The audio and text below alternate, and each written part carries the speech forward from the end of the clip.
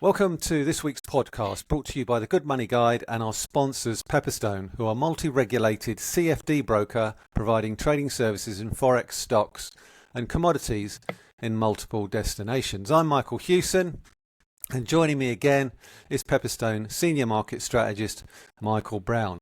And as we speak today, Michael, good morning to you. UK economy contracted again in October. And now I wish I could say that I saw that one coming, but anyone who read my Substack last week, well, actually, I did see that one coming. Any comments to make? Yes, indeed. Very good morning to you, mate. Of course, I think we were just saying we spoke about this last week. We can't remember whether we spoke about this on air or off air. So there may be no track record of it. Well, there is in my Substack if anyone bothers to read it. I struggle with it sometimes, but hey ho. But of course, that's now the second monthly GDP contraction that we've had in a row. And of course, it's October data. So it's actually before the impact of the budget is fully known. So I think there's more bad news on the horizon. It's funny, though, don't you think it's strange that the media haven't been banging on about how Labour's crashed the economy in the same way that they did with the trust budget back in 2022? You know, it is strange. The contrast strikes me as stark, actually, because an awful lot of this is self-inflicted. And if you actually look at the numbers, services stagnated and construction and manufacturing basically slumped significantly. Yeah, exactly. I mean, there was, to be completely honest, there was no good news in that GDP report whatsoever. And I think the problem the economy's got is the data that we're discussing here. As I said, it's October data, it's pre-budget. This was when we had a government that was sort of actively talking down the economy for political gain so that they could try and get these tax hikes and spending cuts through in the budget. In the coming months, we're going to be dealing with figures that actually start to reflect the impact of that budget. And it's not going to paint a particularly pretty picture of the UK economy as we go through the winter, I don't think. No, it's not. And it's sad in a way because to some extent, this is entirely self-inflicted and it was completely unnecessary. And they're still banging on about this fictitious black hole. And again, the media doesn't challenge it, and it really does wind me up no end, because I just think that if the media challenged it more, I think there'd be much more of a discussion about what is best for the UK economy. It shouldn't be about the politics. It really should be about what's best for the UK as a whole. No, I completely agree. But if you don't say that disclaimer quickly, we're going to get in trouble. That is very true. Yes, I'm glad you reminded me about that. So yes, sorry, I should go to the disclaimer. So thank you for reminding me. It was actually on the bottom of this paper and I had it turned up the wrong way. I knew I was here for a reason, mate. And this is why when we do podcasts sort of away from our normal surroundings, things sort of get overlooked. Anyway, so the disclaimer, thank you for reminding me. The information provided here, whether from a third party or not, isn't to be considered as a recommendation or an offer to buy or sell, or the solicitation of an offer to buy or sell any security, financial product or instrument, or to participate in any particular trading strategy. We advise any readers, viewers or listeners of this content to seek their own financial advice. Spread bets and CFDs are complex financial instruments and come with a high degree of risk of losing money rapidly due to leverage. 75.1% of retail investor accounts lose money when trading spread bets and CFDs with this provider. So thank you for that. That's all right. I almost overlooked that. I now can put that back down and use it as my mouse pad. I just didn't want to be getting a tap on the shoulder from one of our compliance people on Monday morning. That was I didn't really want to have to be re-recording this after the fact. But I mean, obviously, aside from that, markets are still doing fairly well this week. The FTSE 100 is up this morning, largely on the back of that GDP reading and the lower pound. DAX, more record highs, despite the ECB rate cut yesterday, which was broadly expected. But Lagarde did downgrade the growth forecast, which suggests there's a lot more to come. And they did discuss a 50 basis point cut as well, I believe. Yes, they did, and actually, I think when Lagarde was saying at the press conference that they discussed a 50 basis point cut, I think that was perhaps underplaying it a little bit. We had some sources stories that broke actually while you and I were in the pub last night, which I only picked up this Oh, morning. right. Okay. And apparently, these sources were saying that there were 4 or 5 policymakers who were actively pushing for a 50 basis point cut at the December meeting, and I think markets are pricing about a 60-ish% chance that they go 50 in January. So where Lagarde was saying, we discussed it, I think it was a little bit more than just a sort of cursory mention that she gave it in the press conference. We actually talked about that, I think, a couple of weeks ago, that when I said to you that they were talking about 50 and you sort of were a bit skeptical, but the fact so many people actually discussed it suggested that it was very much on the table. And I think the only reason it didn't happen was because they didn't want to spook the market. Yes, exactly. They hadn't really guided participants towards that 50 bip cut at the December meeting. So I think what's going to be really interesting now is what ECB speakers have to say in early January. Are they really guiding towards much more aggressive policy easing at the start of the new year, and sort of warming markets up to the idea that actually they are going to go big at their first meeting of 2025. Cool. Before we get into the other plumbing of the financial markets, I think we really need to make everyone aware that there is a new item coming out on the Good Money Guide website. It's called the Good Money Quiz of the Year. I was about to say the Big Fat Quiz of the Year, but it's not. But it's not. It's the Good Money Guide Quiz of the Year. That will be released sometime in the middle of next week. I'm hosting it. Michael is on the panel along with Chris Beecham at IG and Fiona Singh-Cotter at City Index. And we had an absolute blast, didn't we? Basically, doing a lot of Q&A, me messing up the questions, you basically digging me out and what have you. But we had a lot of fun, and it was for charity. So, I think very good cause, an awful lot of fun, and hopefully, those of you who want to tune in and watch it, an awful lot of content to digest with respect to our outlook for the next few months into 2025.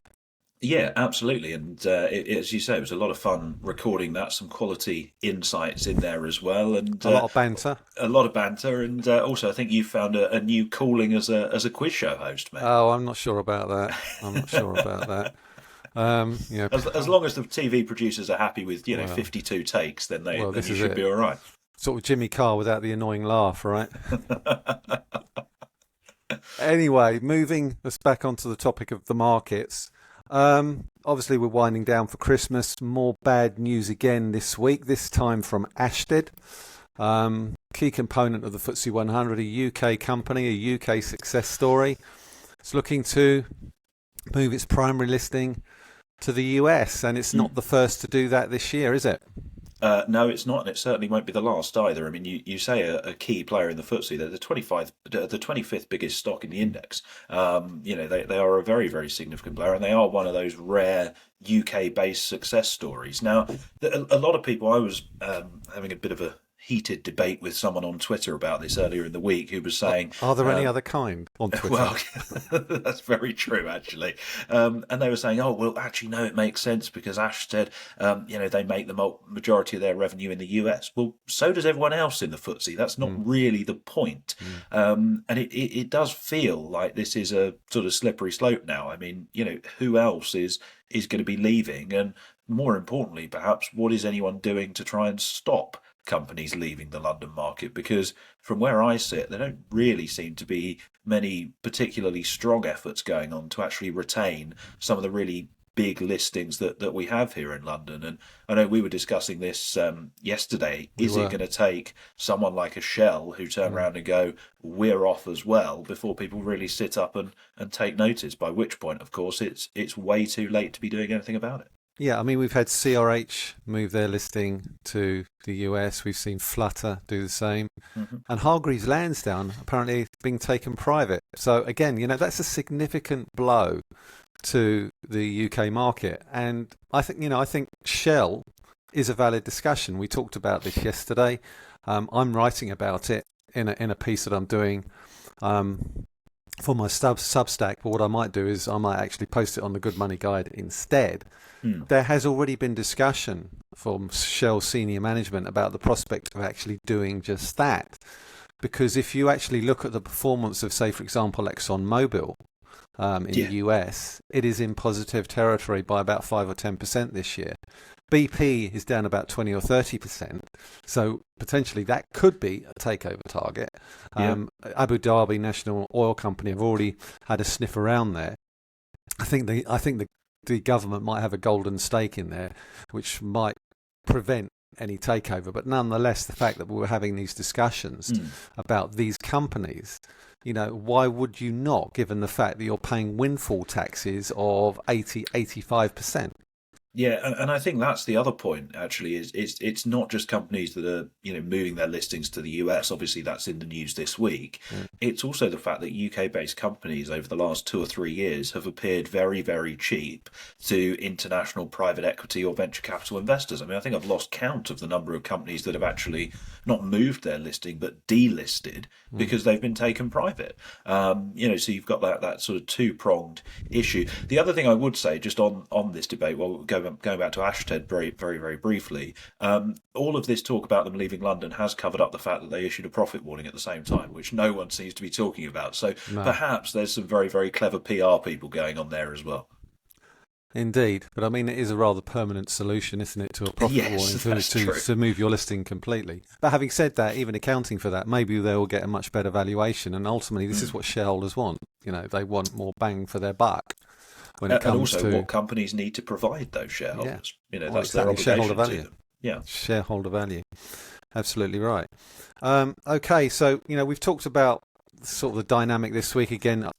The FTSE's up. It's still looking to retest that 474 record high that we talked about yesterday.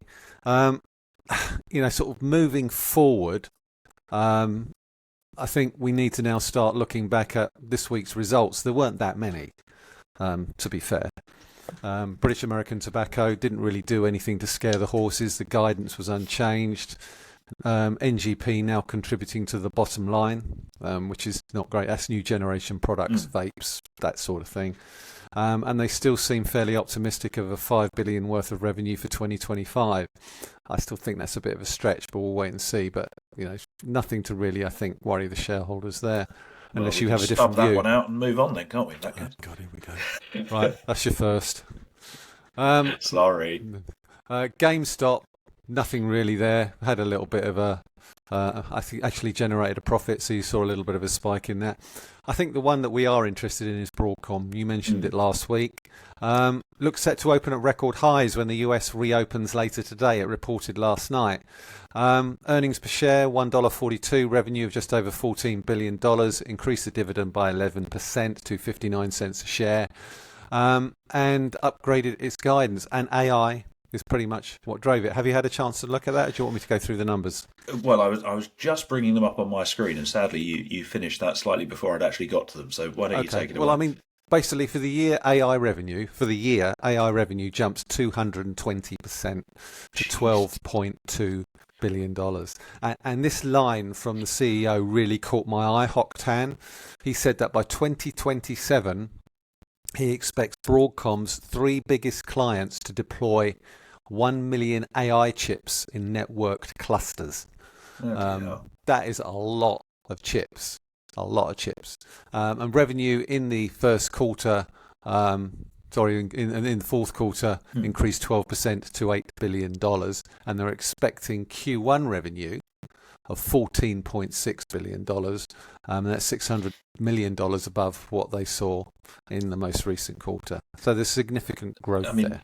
There's really nothing not to like in those results. I mean, I guess that if we're being really picky, you could say that guidance was in line with expectations rather than above expectations. But let's be honest, the growth that the firm are showing and the results that they've delivered, I'm just looking here, they've beaten expectation on pretty much every revenue line. Yeah. It's no surprise. I think they ended the post-market session yesterday about 15% higher, and Yeah. as you say, on track to open at a fresh record high this morning.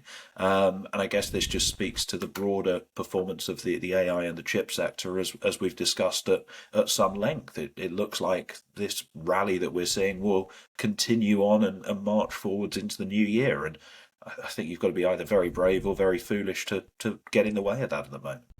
Absolutely. I mean, we talked yesterday, I think, to a certain extent about Nvidia and whether or not it would be able to maintain its 75% margins. And I think that's really, the key risk, when we talk about Nvidia and the value of its share price. It's not about whether or not it can make lots of money. It can.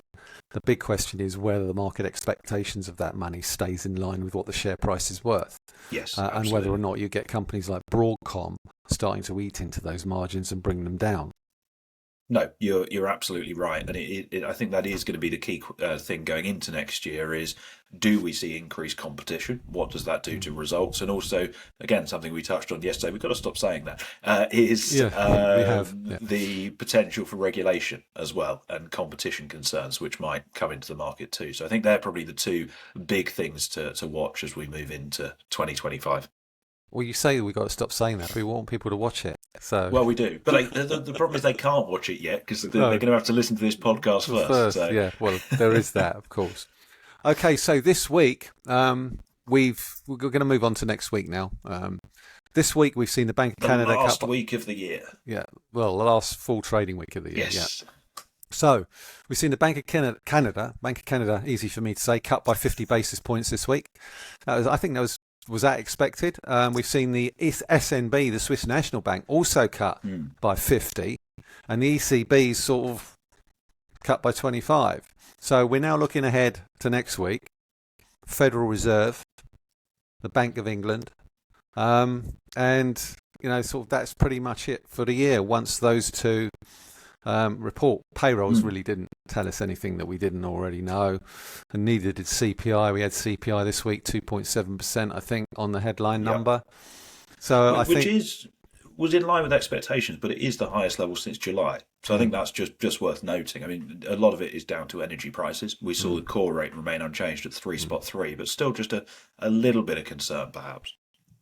There may be a little bit of discussion about whether or not, and I think for me, and you're perfectly entitled to disagree with me on this, but I think that we could hear the Fed signal a pause when they cut, if they cut next week. Potentially. I think they're going to have to change their language slightly, I think, because you are dealing with a labour market that remains resilient, and you're also dealing with inflation that is still coming lower, but it's a very, very bumpy and starting to become a much slower disinflationary process. I think the problem the Fed have is they can't, at least officially, start to react to what Trump may do and what the new administration may do until Inauguration Day.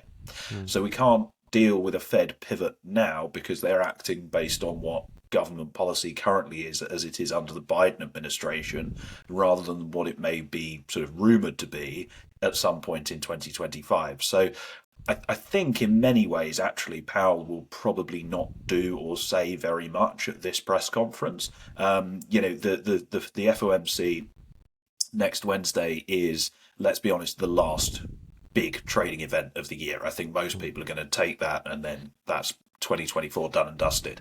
So the last thing policymakers are going to want to do is rock the boat particularly much right before Christmas. So I think actually it could just be a case of kind of sticking to the script of, we're going back to neutral. The speed at which we get back to neutral will depend on the data. If the labour market weakens, then the Fed will cut quicker. If disinflationary progress stalls, then maybe they open the door to skipping a meeting. But I wouldn't be expecting any sort of massive pivot. I think the big thing to focus on is going to be the dots, because of course this is a meeting where we get the latest summary of economic projections. In the September forecast, we had the 2025 dot showing a median expectation of 100 basis points of cuts next year. I think the question is, do the December dots reiterate that view, or do they actually point to a more hawkish path going forward. I think that's probably the big thing to focus on. I think it's also important to, I think, explain to our audience what the dots are and Well, what they you've now got a pencil represent. in your hand. So are you going to draw us a So little basically, sketch? each Fed policymaker basically projects where they think rates will be on a quarterly basis over the course of the next 2 years, and they put a dot next to a particular percentage point. And some people are more hawkish and some people are more dovish. And essentially what they'll do, and they're anonymous, you don't know whose dots are whose, they will project out 2 years where they think the Fed funds rate is likely to be. Yes. And obviously the more dovish the person is, the lower the dots will be relative to where the Fed funds rate is now. Exactly. So hopefully that makes sense. So that's why we call them projections, because each Fed board, governor, president will basically say, this is where I think the Fed funds rate will be, here, here, here, and here, or here, here, here, and here. And actually, they're anonymous. They are anonymous, although we do then, those of us who like to do this sort of thing then try and play a game of guessing whose dot is whose based on who says what after the meeting. Yeah. One thing I would just note in terms of the projections, and this applies to the ECB as well, is that they are going to have a very, very short shelf life. So the Fed are going to forecast unemployment and inflation out to 2027 next Wednesday. The problem is they're going to base that on, as we alluded to a moment ago, policy assumptions as they are right now, and assuming that they continue throughout the entirety of the 3-year forecast horizon. Any sort of sane and logical human being knows that that is not going to be the case. The problem is the Fed can't react to something that hasn't officially changed yet. So the forecasts, yes, they're important, but they're going to be revised pretty considerably next time around in March anyway. So I wouldn't put too much weight on them. I think this is important to know. I think any economic projection, any economic consumption, generally, they make good headline news, what have you. The press pick them up, but they're about as much use as a chocolate teapot. That's very true. So you have to take them with a certain degree of salt, and there are certain inherent biases at play as well. So, indeed. Us as financial professionals sort of have to read between the lines in terms of, who thinks what and why and what have you, which sort of brings us neatly onto the Bank of England, I think. Well, I thought chocolate teapots brought us neatly onto the Bank of England, but... Well, that too. Care to expand on that, Michael? Have you tried making a cup of tea using a chocolate teapot? No, I mean, why are you comparing a chocolate teapot to the Bank of England is more to the point. Oh, because they're utterly useless, to be completely honest with you. I've been one of the Bank of England's biggest critics over the last 15 years. And it's not just about Andrew Bailey. It preceded Andrew Bailey. Mark Carney was the same, promising one thing and delivering another.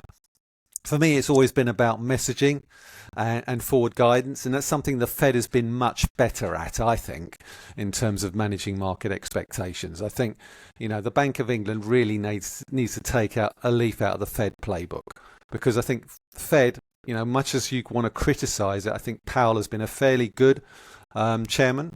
I think he's been brilliant. Certainly, and he's not an economist, so that sort of tells me something. He's a banker. So I think he understands the nuances of, monetary policy probably better in terms of the way financial markets react. Yeah, there has been some, little faux pas in terms of what he said at the press conference, which he's then had to clarify later. But overall, I think he's done a reasonably decent job. No, I would agree. I mean, you think we're, 6 years into Powell at the helm of the Fed now. I think the biggest sort of faux pas, if you like, was really early on. Yeah. Probably 2018, when we had that issue of quantitative tightening is, quote, on autopilot. And again, that was actually a December Fed meeting where he said that at the press conference. And of course, markets then threw a tantrum, but actually learned from that pretty quickly, threw the kitchen sink at the economy during COVID, provided all of the liquidity that was needed, had the economy and market participants' backs. And then probably more importantly than that, when inflation started to become an issue, he was, prepared enough and bold enough to say, actually, I don't have your back anymore. My job is to get inflation down. I'm going to get inflation down. And delivered the most aggressive rate hike, or year of rate hikes in 2022 in about 4 decades. and now has engineered, seemingly, knock on wood, the soft landing that a lot of people thought was impossible. So fair play, credit where it's due. Powell has done a bloody good job. Not sure we could say the same about the BOE, although their job next week is very easy because you copy and paste the November statement, cross out the bit that says rate cut, put in we've held rates steady, and off you go and enjoy your turkey over Christmas, I think. I don't think it'll be unanimous, though. No, DINGRA will obviously vote for a cut. Yeah. And I think that's really how they spin that, because I mean, Swati Dhingra, she stopped voting for rate cuts, I think, when the base rate was around about 3%. So we're now at 4.75. So that gives you an indication of where she sits on the fence. And she was talking, I think, was it last week, about the fact that business confidence had taken a significant hit, and investment was drying up. Well, I'll give you a clue. That's not because of the Bank of England. No, not at all. And I don't think a rate cut will help that. No, it won't at all. Although the one thing I would say, and I actually wrote this in my BOE preview note, which is on our website, is actually one thing that people have levelled at the BOE recently is this idea of groupthink on the MPC. And actually, to be fair to the BOE, I don't think you can reasonably level accusations of groupthink at them at the moment, because you've got Dhingra, who is uber dovish, pushing for very aggressive rate cuts. You've got Andrew Bailey and the sort of core of the MPC and the deputy governors who are saying that a more gradual pace is appropriate, likely a 25 bip cut every quarter. And then you've got someone like Catherine Mann, who's actually still flagging the potential for upside inflation risks, and not particularly comfortable with the idea of delivering one cut, let alone a series of cuts. So actually, whether you think those views are right or not, and personally, I think I'm more leaning towards Mann than I am Dhingra. Actually, it's good that there is that diversity of thought among policymakers, and you would hope that is leading to productive discussions among the committee, rather than just the meeting to sort of rubber stamp something that they've already decided. Yeah, better outcomes, hopefully, as a result of that. And you missed out Megan Green there, because I think earlier this year she actually voted for another rate hike. So that gives you an indication of, and I think Megan Green is fairly pragmatic. I have had the privilege of actually having conversations with her on various YouTube videos over the course of the past few years, a while ago. But she's a very pragmatic lady, and ultimately she's not afraid to say things that go against the consensus. Yeah, which is how it should be. Which is welcome, because ultimately you're right. I think the Bank of England has very been susceptible to groupthink, and I think it's welcome that you've got these dissenting voices on both sides.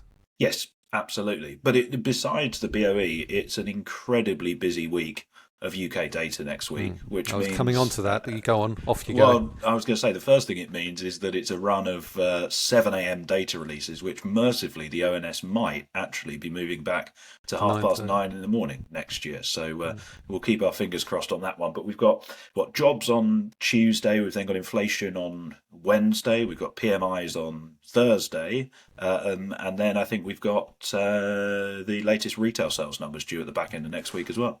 We do. Unemployment and wages on Tuesday, 17th. So that'll be interesting, wage growth and what have you. I mean, that's still very, very high. Say very, very high. I think it needs to be. Yeah. The other thing with wage growth is the figures haven't yet accounted for the public sector pay rises.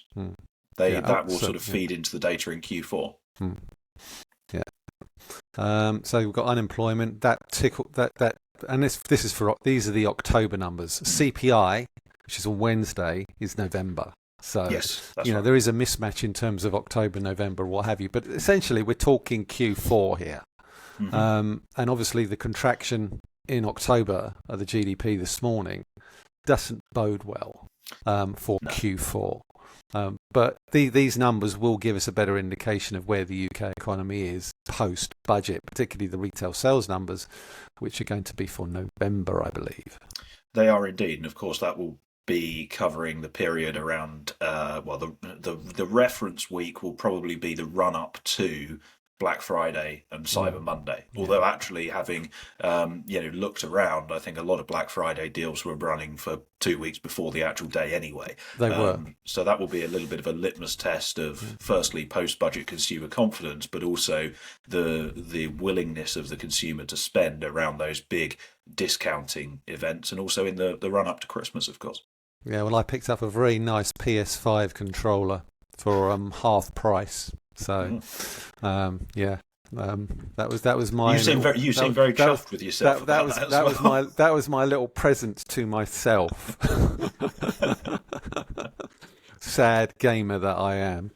Anyway, so you also mentioned the flash PMIs. We're not just getting them from the UK. We're also, and these are for December. Services and manufacturing. And obviously, they are probably not going to make particularly pretty reading, given the fact that Germany and France are continuing to be rocked by political instability. Yes, I think the PMIs are going to be pretty grim. Well, actually, the November PMIs were grim. Pretty grim. I mean, we had I think a 10-month low on the services number in the UK. In the Eurozone, all three of the gauges, so you've got manufacturing, services, and then the composite output metric, all three of those were below 50, which signals a contraction. Low 40s, Michael. They were in the low 40s. You'd imagine that we're going to, at best, remain sort of languishing around those levels. There certainly doesn't seem much cause for optimism on either side of the channel at the moment, really.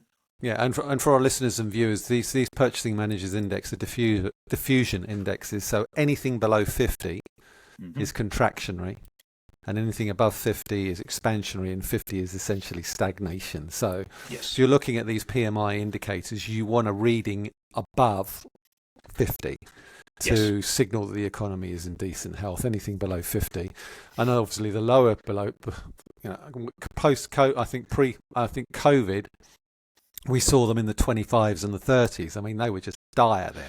But I mean, even in the low 40s, it's not good. No, and the other thing to note in terms of the PMIs is that they measure a month-on-month change. So what we're saying is, how has activity in December evolved compared to where we were in November? And are we contracting at a more rapid pace than we were a month prior? And you would imagine here in the UK, the answer to that question, sadly, will be yes, we are. And in Germany and France, we've been contracting for 18 months on the spin.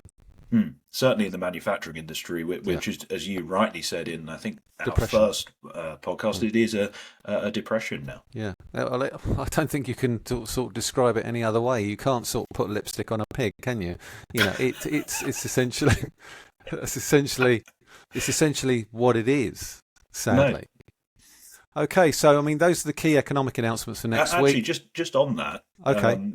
Well, it reminded me of something I looked up yesterday. So going back to the ECB and the Eurozone economy, obviously I spent most of yesterday afternoon with your good self, but beforehand I was listening to President Lagarde's press conferences. She said, as she always seems to, risks to the growth outlook are tilted to the downside, which feels like a little bit of an understatement. But nonetheless, I thought, how often have the ECB been saying that? So I ran a quick search. Lagarde has been saying that about non-stop for the last 18 months. Mario Draghi said that at pretty much every press conference he held, apart from for about a year after they brought QE to an end. And even Trichet, if we go back that far, that was the language he was using as well. So it's clear, I think, that no matter what the PMIs say, actually we're dealing with deep, long-running structural economic issues within the Eurozone, and not a sort of cyclical slowdown as we may be seeing here in the UK. Well, Draghi sort of outlined that in his paper, which the FT covered in some depth, as did Bloomberg on their website. The Eurozone has significant structural issues, which it's not in a position to address, and it always strikes me as very bizarre when you get certain people in the UK suggesting that we rejoin the European Union or rejoin the single market. I mean, why would you basically shackle yourself to a corpse? Well, I think that's a slightly graphic but a very accurate way of putting it. Why would you want to get into bed with a bloc that is failing? Yeah. And and those numbers are no better illustrated by the divergence when it comes to incomes in the US and Europe over the course of the last 30 years. The US economy's, average income has grown quite significantly. I don't have the numbers to hand, but the European Union stagnated. Yeah. Absolutely, and like you say, that's a very, very clear picture. I feel like we could talk about that all day, but we're not really. So let's move on. Let's move on. So we've got UK earnings coming out next week. There's nothing that really catches my eye. You've got Hollywood Bowl, full year numbers 2024. Obviously, they're 10-pin bowling. Will they score a strike? Or? Well, will they score a strike? That's a very good question. I certainly think that deserves a red card, but I really just can't be bothered. We've got UK defence contractor Chemring. They've got their full year 24 numbers. We've got Capita Group. I'm not going to use the acronym that we normally use for that because it's a bit rude for this podcast. I'm glad you said that. And Serco Group, another utilities company, outsourcing company. So Capita and Serco are outsources, the government outsource companies. They haven't been doing particularly well of late, so it'll be interesting to see what their Q4 numbers come out with. In terms of the US, we've got Birkenstock, Q4's numbers, and we've also got two fairly big ones, FedEx, Q2 2025. It's a key bellwether, I think, to the US economy. Well, any logistics or parcels company is, because ultimately it tells you whether or not consumers are basically buying stuff online and getting it shipped. Hasn't had a particularly great year. Company O lowered its outlook for the current year, I think in the middle of the summer, prompting a bit of a share price drop. Yeah. So be interested to see whether or not that delivers. That was on the tip of my tongue then, and I didn't want to. I was being too polite. I didn't want to interrupt you. But give yourself a red card now, Mr. H. That's a disgrace. But you are right. On a more serious note, these delivery firms, be it FedEx, UPS, or their competitors, they are stocks and earnings reports that I do like to watch quite closely because, particularly nowadays, how many things are bought online or shipped in a box effectively. It is a very, very useful and surprisingly accurate gauge of broader economic activity. And I think that is going to be very, very worth watching. Yeah, and certainly I think it's not just about sort of consumer delivery. There's also freight. Yes. So and their freight division generally is a decent bellwether as well in terms of transporting goods and services around the country to all the major outlets and what have you. We've also got the Q2 numbers from Nike. Now we talked about this yesterday. You better not do this pun, but they let me do it. Oh, just do it. That's the third time I've used that. No, it is. So again, Nike issued a profits warning in the summer. China, their biggest market, they just replaced their CEO. The Q1 warnings of a further slowdown in sales of another 10%. So the last 2 quarters, sales have slowed by 10%, and there has been some criticism that they've neglected their wholesalers. Because of their focus on direct to consumer sales, are taking their eye off the ball, and they expect their direct sales to be down double digits in 2025, which is quite a big drop. Does that speak to slowing consumer sentiment? Because we've heard JD Sports issue warnings, and obviously they sell Nike goods. Yeah, absolutely. I think it speaks to two things. I think firstly, it speaks to the lack of demand in China, which is a long-running story that we've spoken about for some time now. And secondly, it does, I think, speak to a broader softness among consumer sentiment and consumer demand. And you would then question, how many of these other sort of not just sports in that industry, but also the broader consumer discretionary sector. Where does that leave that going into next year? Yeah, I mean, I think retail is going to be, I think, a key area next year. Probably a key area of weakness, I would argue. Yeah, well, I mean, but we talked about this. There have been some success stories this year when it comes to retail. You know, Marks and Spencer's being a case in point. Tesco's has also done well. Sainsbury's not so much, but I think that's more to do with the fact that Qataris sold part off their steak off in the middle of the summer. But ultimately, you think, you know, retailers, I think you're going to have very much of a divergence, I think, when it comes to the ones that are doing well and the ones that aren't. But that's been true, I think, of the last 5 or 10 years anyway. Yeah. Okay. Well, that's ticked off. Swooshed off. Yes, indeed. Come on, don't get a chip on your shoulder. We need to talk about Micron as well. We do. Micron, yes. I mean, basically, I haven't really made any notes on Micron, but obviously with tech and chips sales and what have you, we talked about Broadcom, we've talked about NVIDIA. Got any thoughts on Micron's Q1 numbers? I think they're due out on the 18th. They are, yes. So I think it's broadly the same theme. You know, we've seen earnings from NVIDIA, which were very strong. Margins were impressive. Similar story with Broadcom this week. The question is, can Micron deliver as well? You know, I think it really is as simple as that. And actually, I would say that from perhaps a timing perspective, they have been a little bit unlucky because they're coming after their competitors have reported, which probably sets the bar very, very high in terms of expectations and sentiment. And you would also expect, given how well their competition is performing, if they were to miss on their earnings after the close on Wednesday, you'd expect them to be punished for that quite severely. Yeah, I don't think the market is particularly forgiving. I think because what happens is they tend to get an uplift on the back of the decent numbers from the competitors, and if they don't then deliver, it's quite a high bar to get over. Yeah, there's going to be some serious questions asked at that point as to, you know, why are you not joining in with the strong performance that everyone else is seeing? Or they could deliver a fairly decent set of numbers and they sell off anyway because it's priced. Yes, that's very true as well. Okay, so there is one other, Darden Restaurants. For those of you who don't know the US, they own the Olive Garden chain of restaurants and Longhorn Steakhouse.